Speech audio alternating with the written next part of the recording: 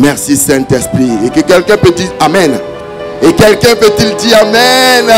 Au nom de Jésus-Christ de Nazareth. Béni sois-tu Saint-Esprit. Alléluia. Notre message d'aujourd'hui a pour thème la nouvelle naissance. Est-ce qu'on peut répéter avec moi la nouvelle naissance? La nouvelle naissance. Alléluia. Alléluia. La Bible nous révèle une chose. Elle dit, si un homme ne naît de nouveau, s'il ne peut voir le royaume de Dieu, alléluia, s'il ne peut voir, si un homme ne naît de nouveau, si un homme ne naît de nouveau, il ne peut voir le royaume des cieux. Alors que voir le royaume des cieux, bien-aimé, c'est rencontrer Dieu. Voir le royaume des cieux, c'est se mettre au devant de l'autel du Seigneur. Alléluia. Et c'est ce que tout chrétien doit rechercher. Est-ce que tu veux naître de nouveau? Quelqu'un veut-il naître de nouveau? Alléluia. Nous allons rentrer dans la parole. Nous allons prendre Jean 3, verset 3. Jean 3, verset 3. Et nous allons lire cette parole. Et l'Esprit de Dieu va décortiquer cela, afin que nous soyons enseignés et nous puissions le mettre en pratique au nom de Jésus-Christ de Nazareth. C'est par la parole que nous recevons délivrance. Nous recevons transformation au nom de Jésus-Christ. Amen. Amen. Amen. Je lis la parole au nom de Jésus-Christ. Jésus lui répondit, en vérité, je te le dis, si un homme ne naît de nouveau, il ne peut voir le royaume de Dieu. Alléluia. Alléluia. Si un homme ne naît de nouveau, il ne peut voir le royaume de Dieu. Donc, qu'est-ce que la nouvelle naissance? Qu'est-ce que la nouvelle naissance? Que signifie-t-elle? Bien, mais la nouvelle naissance, c'est avoir reçu une nouvelle vie. Avoir reçu une régénérescence. Mais naître de nouveau n'est pas une naissance physique, mais une naissance spirituelle. Alléluia. C'est une naissance spirituelle. C'est pourquoi Nicodème se posait la question à savoir, parce qu'il est venu nuitamment auprès de Jésus. Il lui a posé cette question. Et que lorsque Jésus lui a donné la révélation, il dit, mais comment un homme peut naître et revenir dans le sein de sa mère? Alléluia. Amen. Donc selon la parole, elle a lu le verset 3, elle va lire le verset 4 et le verset 5. Nous allons suivre. Nicodème lui dit, comment un homme peut-il naître quand il est vieux? Peut-il rentrer dans le sein de sa mère et naître? Jésus répondit, en vérité, je te le dis. Amen. Si un homme ne naît d'eau et d'esprit, oui, il ne peut entrer dans le royaume de Dieu. Alléluia. Il a donné la suite de la révélation en disant, si un homme ne naît d'eau et d'esprit, il ne peut entrer dans le royaume des cieux. Alléluia. Alors, littéralement, dans l'Ancien Testament, l'eau était source de pureté. Source de pureté. Et par rapport à cette parole, nous allons prendre Nombre 19, verset 19. Nous allons lire. Nous allons comprendre, c'est au travers de la parole que le Seigneur explique toutes choses. La Bible s'explique elle-même. Alléluia. Pour que nous allions encore plus loin. Nombre 19. Verset 19. Verset 19. Celui qui est pur fera l'aspersion sur celui qui est impur. Oui. Le 3e jour et le 7e jour, et il le purifiera le 7e jour. Oui. Il lavera ses vêtements et se lavera dans l'eau, et le soir il sera pur. Il se lavera dans l'eau et le soir il sera pur. Donc l'eau était source de pureté. L'eau était source de régénération. Dans l'Ancien Testament. Alléluia. Donc comme nous voulons nous rapprocher de Christ, nous voulons avoir une nouvelle naissance, parce que tout le monde entend parler d'une nouvelle naissance, mais personne ne sait comment établir une nouvelle naissance dans sa vie. Aujourd'hui, nous allons voir comment établir une nouvelle naissance dans sa vie. Alléluia. Pour ne pas trop nous poser des questions, afin que le peuple de Dieu ait une nouvelle vie, une nouvelle naissance dans le nom de Jésus-Christ de Nazareth. Alléluia.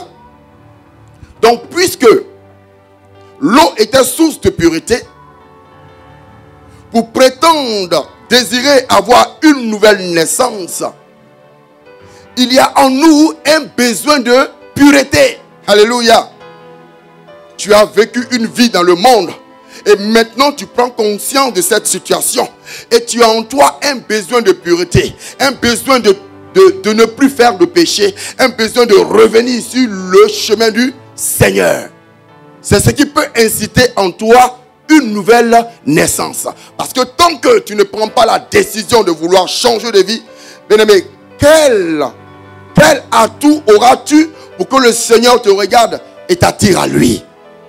Alléluia. Raison pour laquelle nous allons voir comment établir une nouvelle naissance.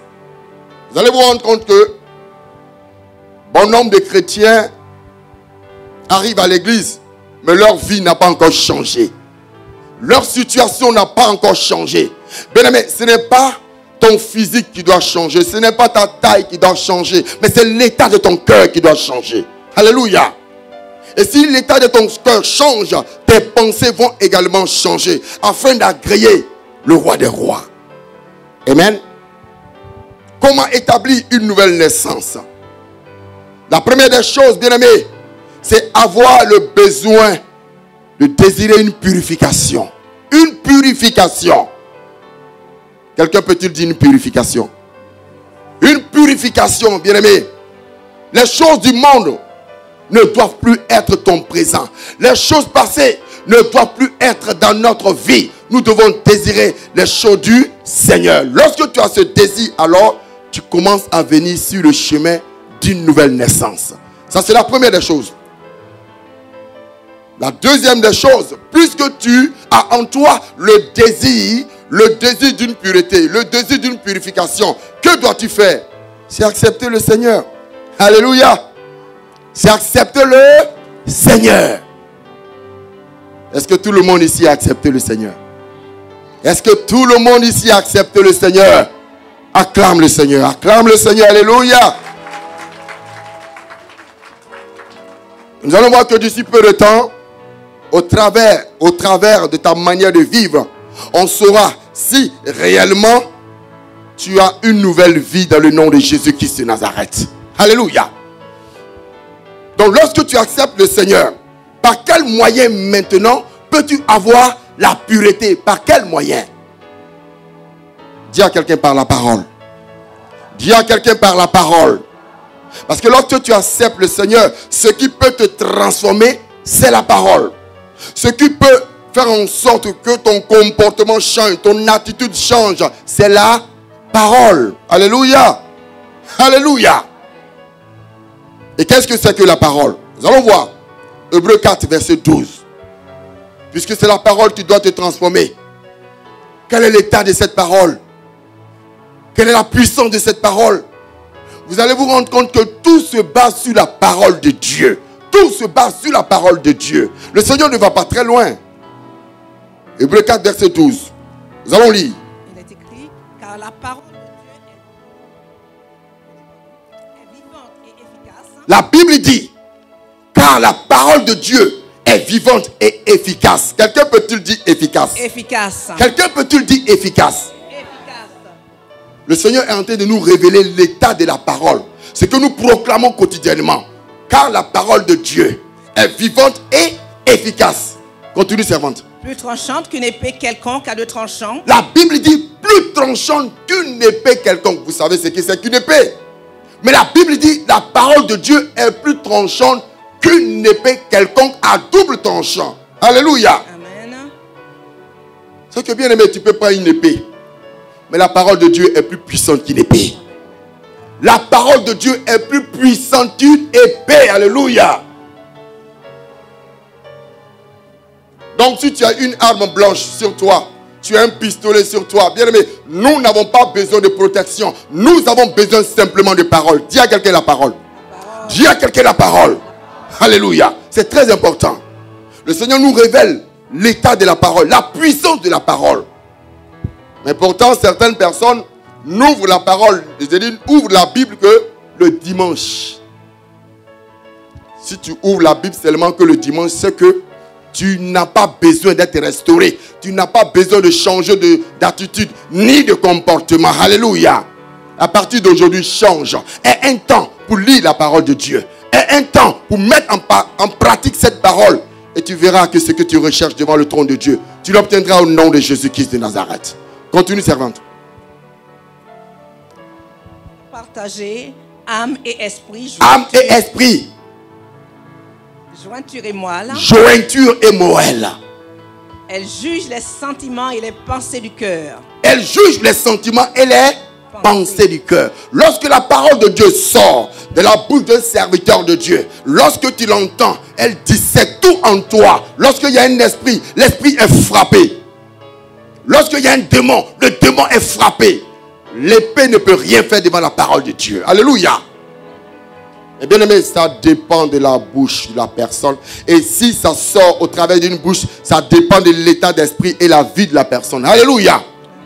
Tu ne peux pas être un gros menteur.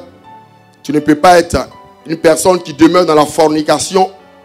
Et ta parole va avoir un impact. Non, c'est impossible. Raison pour laquelle le Seigneur nous amène à vivre selon la pureté de Dieu.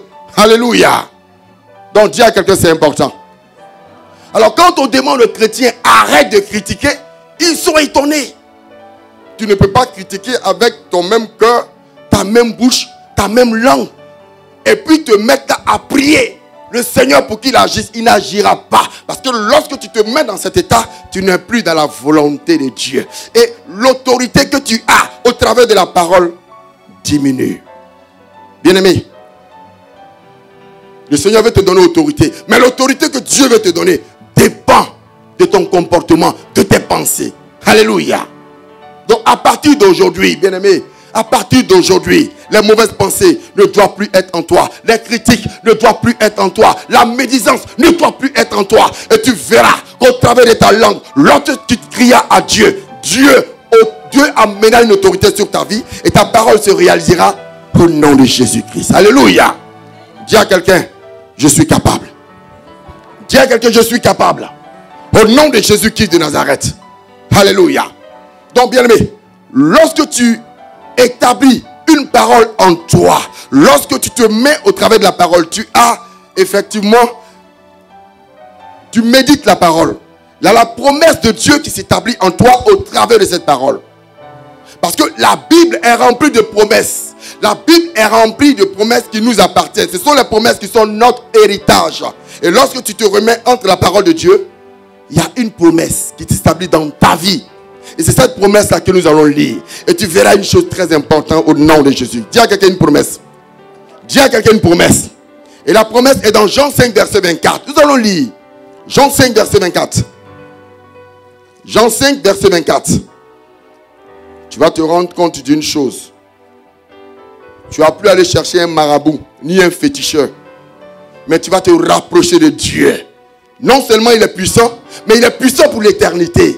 Alléluia. Amen. Jean 5, verset 24. En vérité, je vous le dis, celui qui écoute ma parole et qui croit à celui qui m'a envoyé à la vie éternelle et ne vient point en jugement. Alléluia. Alléluia.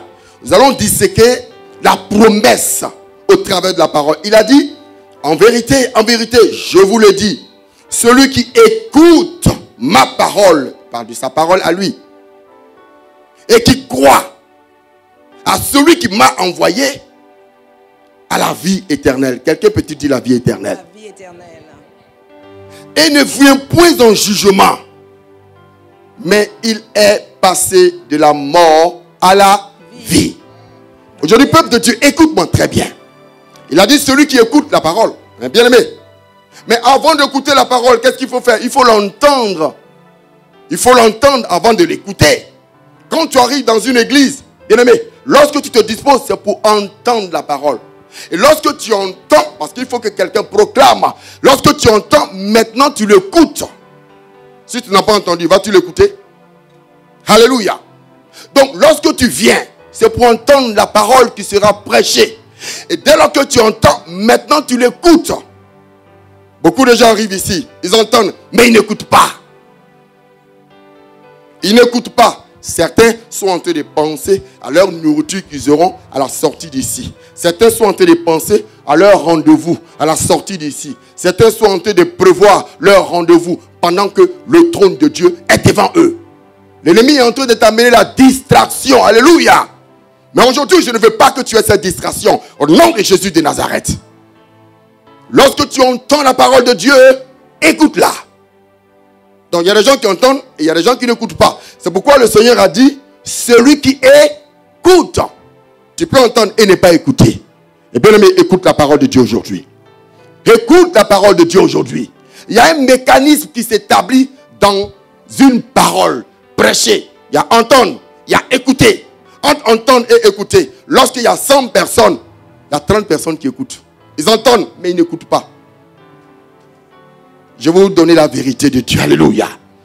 Pour que si tu es dans les 60% ou 70% des personnes qui entendent et n'écoutent pas, aujourd'hui dit, l'ennemi a échoué au nom de Jésus-Christ. Alléluia.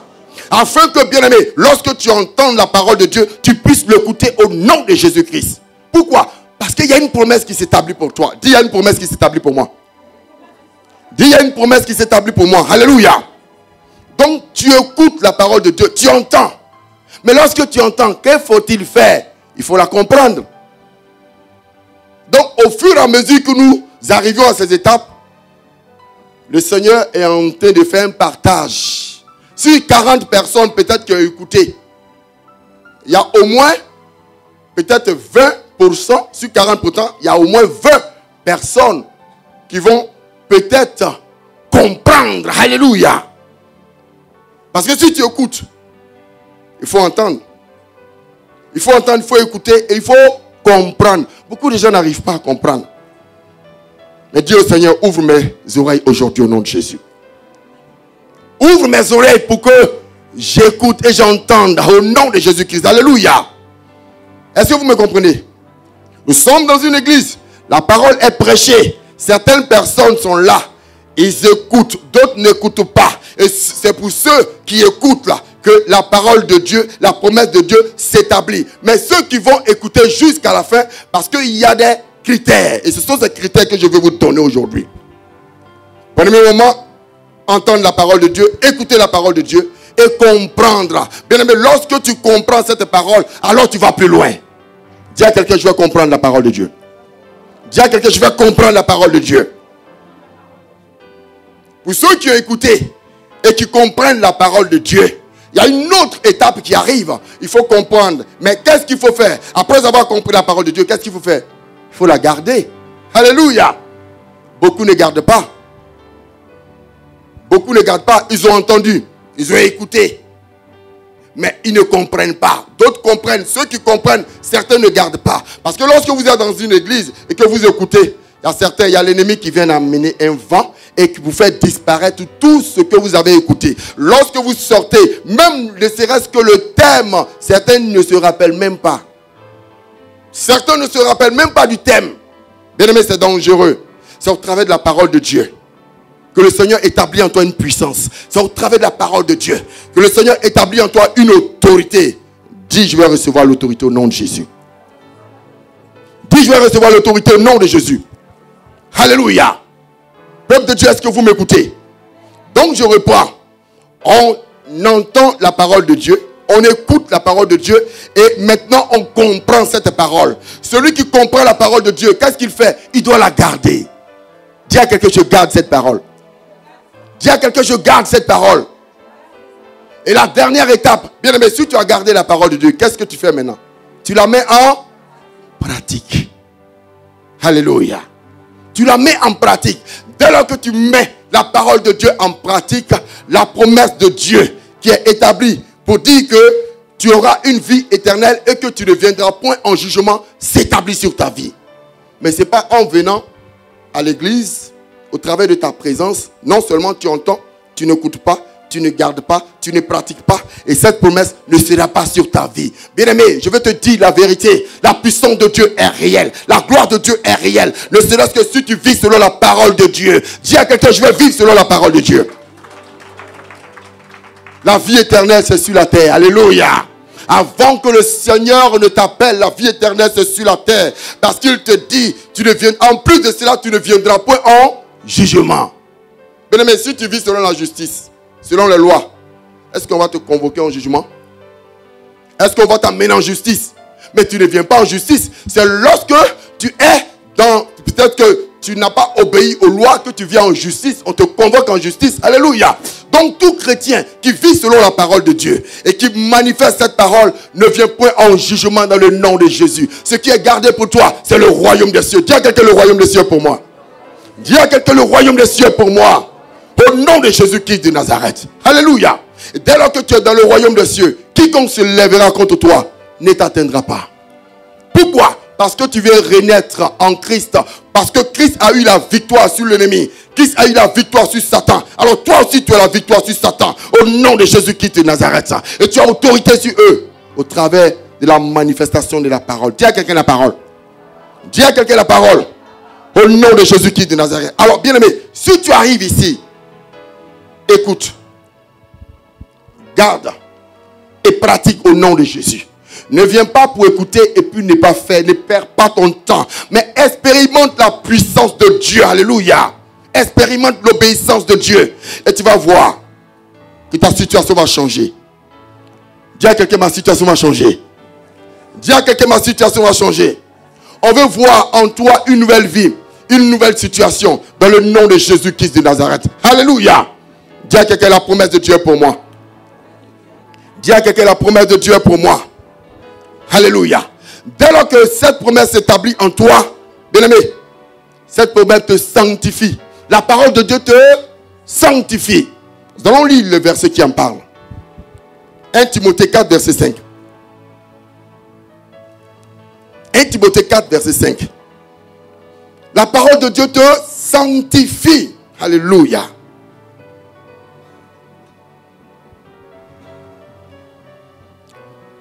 1 Timothée 4, verset 5. Verset 5. D'accord. Dieu a créé, car tout ce que Dieu a créé est bon, et rien ne doit être rejeté, pourvu que l'on le prenne avec action de grâce, parce que tout est sanctifié par la parole de Dieu. Tout est sanctifié par la parole de Dieu. La parole de Dieu te sanctifie. La parole de Dieu te restaure. La parole de Dieu te rétablit. C'est pourquoi quand on est dans un état de faiblesse, on est malade, c'est par la parole de Dieu qu'on guérit. Les médicaments ne nous guérissent pas. Alléluia. Les médicaments ne nous guérissent pas. C'est la parole de Dieu qui nous guérit. Alléluia.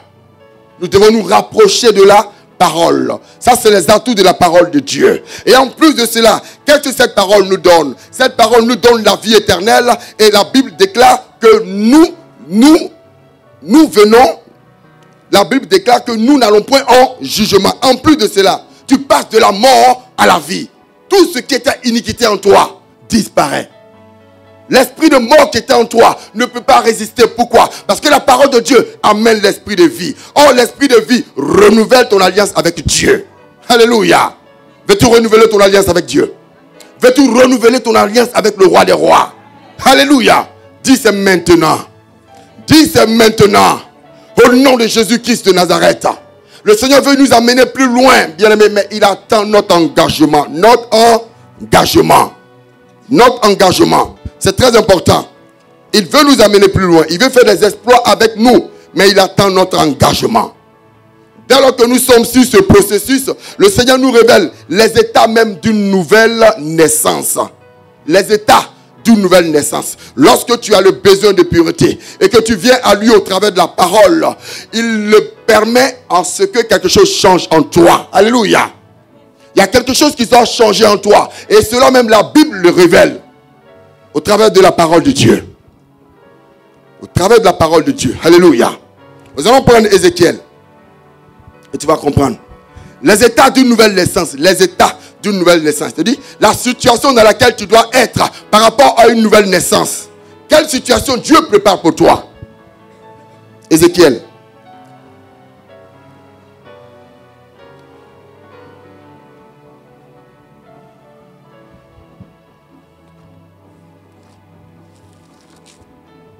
Ézéchiel 36, partie du verset 26. Écoutez très bien ce qui se passe. Je vous donnerai un cœur nouveau. La Bible dit, je vous donnerai un cœur nouveau. Il n'a pas dit un nouveau cœur. Un nouveau cœur est une transplantation. Un nouveau cœur est une transplantation. Mais quand il dit un cœur nouveau, le cœur qui était en toi, il transforme. Alléluia.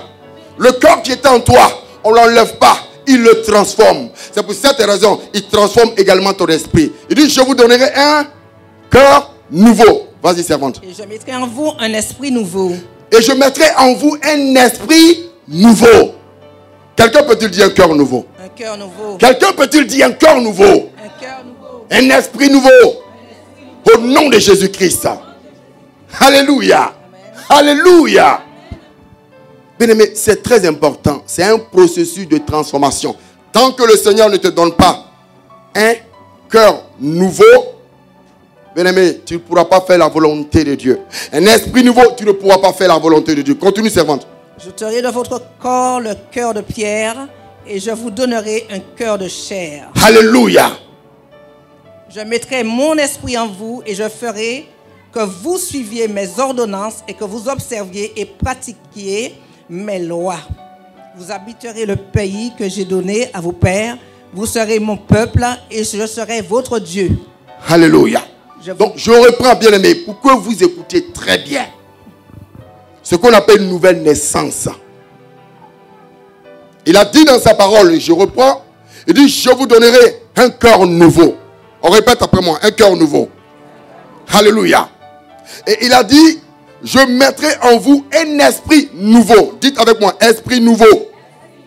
Alléluia. Il dit encore, j'ôterai votre corps, j'ôterai de votre corps le cœur de pierre. Donc, vous vous rendez compte que les gens qui n'obéissent pas, ils ont un cœur de pierre. Ceux qui n'obéissent pas à Dieu, ils ont un cœur de pierre. Ceux qui sont toujours dans le péché, ils ont un cœur de pierre. Mais Dieu te dit aujourd'hui, il enlève le cœur. Il change de cœur de pierre en cœur de chair au nom de Jésus. Parce que c'est le cœur de chair qui est sensible à l'Esprit de Dieu. Donc si aujourd'hui, tu vois qu'il y a des choses dans lesquelles tu es continuellement, malgré le fait de te repentir, dis au Seigneur, je veux ôter, aide-moi à ôter le cœur de pierre, afin que le cœur de chair inonde ma vie au nom de Jésus de Nazareth. Bien aimé, c'est une révélation. Parce que nous devons nous connaître. Alléluia. Là où tu ne peux pas aller, là où tu ne peux pas résister, dis au Seigneur, enlève-moi ce cœur de pierre et remets un cœur de chair, afin que je te sois sensible au nom de Jésus de Nazareth. Alléluia. Dis à quelqu'un, le changement arrive dans ma vie. Dis à quelqu'un, le changement arrive dans ma vie. Au nom de Jésus-Christ de Nazareth. Et ainsi je reprends, il a dit, je mettrai en vous un esprit nouveau. J'ôterai de votre corps le cœur de pierre. Et je vous donnerai un cœur de chair. Donc c'est le cœur de chair qui est sensible à l'Esprit de Dieu. Alléluia. Le cœur de chair, il est sensible à l'Esprit de Dieu. Vous vous rappelez de la parole de Dieu qui dit, il fera en sorte que, même si le peuple de Dieu n'amène pas dans sa maison, il amènera ceux qui ont des cœurs de pierre. C'est pour dire, ceux même qui ne croient pas en Dieu, Dieu peut incliner leur cœur à ce qu'ils arrivent devant lui. Mais d'abord, il pense à ses enfants. Alléluia. Il pense à ses enfants parce qu'il sait que c'est une bénédiction pour ses enfants. Alléluia. Et la suite nous dit quelque chose de très important. Il dit, je mettrai mon esprit en vous. Je ferai en sorte que vous suiviez mes ordonnances et que vous observiez et pratiquiez mes lois. Or, c'est dans l'observation et la pratique des lois que descend la bénédiction de Dieu. Je dis bien l'observation. Et qui dit l'observation veut dire obéissance. Or, le peuple de Dieu n'est pas obéissant. Le peuple de Dieu n'est pas obéissant. Alors que lorsque tu es dans l'obéissance, tu donnes autorité à Dieu d'incliner ceux qui sont devant toi. Alléluia. Alors notre priorité, c'est d'abord d'être obéissant. Dis à quelqu'un l'obéissance. Dis à quelqu'un l'obéissance. Bien aimé, si tu n'es pas obéissant, comment Dieu peut te donner ta grâce? Il ne peut pas. Donc avec un cœur de chair, il fait en sorte que tu sois obéissant. Lorsque tu es obéissant et que tu mets en pratique la parole de Dieu, alors vient la domination de Dieu sur ta vie. Qui se lèvera contre toi? Aucun sorcier, aucun marabout ne pourra t'atteindre et ne pourra faire obstruction à ta bénédiction. Ils se lèveront, mais ils tomberont. Pourquoi? Parce que Jésus-Christ a déjà eu la victoire. Et cette victoire, c'est pour toi, pour qui obéit et qui met en pratique la parole de Dieu. Dis à quelqu'un, je mets en pratique la parole de Dieu. Dis à quelqu'un, je mets en pratique la parole de Dieu. Alléluia. Bien-aimé, ça ne sert à rien de venir tous les dimanches danser, écouter et ne pas mettre en pratique la parole de Dieu. Ça ne sert à rien. Mais aujourd'hui, Dieu veut te changer. Aujourd'hui, Dieu veut renouveler ton cœur. Aujourd'hui, Dieu veut que tu deviennes obéissant à l'Esprit de Dieu afin qu'il puisse te lever. Il y a des élévations qui sont obstruées, qui sont bloquées par désobéissance. Alléluia. Veux-tu naître de nouveau? Veux-tu naître de nouveau? Parce que naître de nouveau veut dire impliquer le Seigneur dans ma vie, de sorte à ce que la révélation pour laquelle je suis né, je puisse l'accomplir au nom de Jésus de Nazareth. Alléluia. Alors tu rentres dans la révélation de Dieu. Ta prédestinée, ce pour lequel tu es né, alors tu rentres dedans. Parce que Dieu veut t'amener à cette situation. Mais bien aimé, tant que tu n'obéis pas, tu ne peux pas être né de nouveau. Dis à quelqu'un l'obéissance. Dis à quelqu'un l'obéissance. Dis à quelqu'un l'obéissance. Alléluia. Est-ce qu'on n'est pas fatigué de errer? On n'est pas fatigué de errer. On n'est pas fatigué de stagner. Donc le changement dépend de toi. Dis à quelqu'un, le changement dépend de toi. Dis à quelqu'un, le changement dépend de toi. Alléluia. Aujourd'hui, Dieu veut que tu changes ta manière d'opérer. Dieu veut que tu changes ta manière de penser.